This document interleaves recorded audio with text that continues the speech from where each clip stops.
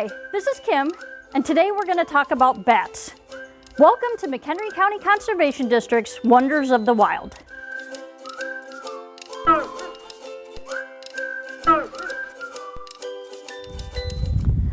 So bats are not particularly loved by lots of people, and it's an unfortunate thing because they help us by eating many mosquitoes. There are lots of misconceptions about bats is what I think the problem is. For one thing, bats are not blind. Local insect-eating bats use echolocation to help find their food. Echolocation is a type of sound wave that bounces from the bat to objects in their way so they can tell where they are and what is in front of them. They still, however, have really good eyesight to help as well. They also aren't rodents. Bats are actually in their own order more closely related to chimpanzees. And they're not dirty animals, they clean themselves as often as cats do. Bats do carry rabies, and we do have to be aware of that. There's not a huge incidence in McHenry County, but if you do find a bat lying on the ground, do not pick it up. You're gonna wanna call our Wildlife Resource Center or the Department of Health and make sure that you get instructions on what to do about the bat. Right now we are inside a barn on Glacial Park's property. This barn had been part of a former farm that held cows, but once we decided we weren't going to use it anymore, it was actually slated for destruction. Until we found out there were over 2,000 bats using it as their home. Little brown and big brown bats like to live in crevices, and old barns provide tons of them. In between the rafters is a perfect spot for the bats.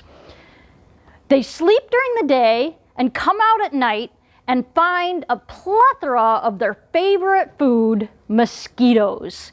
It's said that one little brown bat can eat over 600 mosquitoes in a night. So bats should be considered our friends.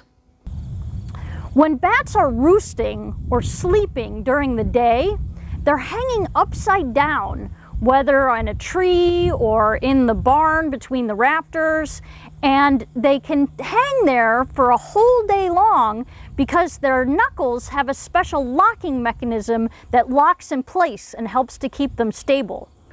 Guano is what we call bat feces, and it can be found in large piles under where the bats live, and it's actually been productive to humans in some cases in which we've used it as fuel. Bats usually have just one pup, and it stays with the mother for the whole summer. The mothers will actually use a whole nursing colony to take care of the young ones. The little brown and big brown bats in this barn will travel south probably to about southern Illinois or Kentucky to find caves to hibernate in for the winter. So they're only here in the months that they can find their favorite food, mosquitoes. Unfortunately, the last time we did a survey in this barn, we were down to less than 40 bats. There's something that has been attacking the bats of North America. It's a disease or a fungus from Europe called white nose syndrome. And it ends up getting on the bats' noses and bothering them to the point that it awakens them from their hibernation. This is a bad thing because the bats then have wasted energy, and once they're awake, there is no food in the wintertime for them to eat. Many bats have perished from white nose syndrome, and we're sad to say many of the ones that call Glacial Park their summer home as well. Not all bats live in human-made structures. There are also bats that prefer to be under the bark of trees, like red bats. There are several red bats that can be found here in the trees by the bat barn in Glacial Park. Red bats are about the same size or just slightly bigger than little brown bats and eat mosquitoes and flies or moths as well. Thanks for watching, and make sure to respect the plants and animals in your local conservation areas, and watch for us next time on McHenry County Conservation District's Wonders of the Wild.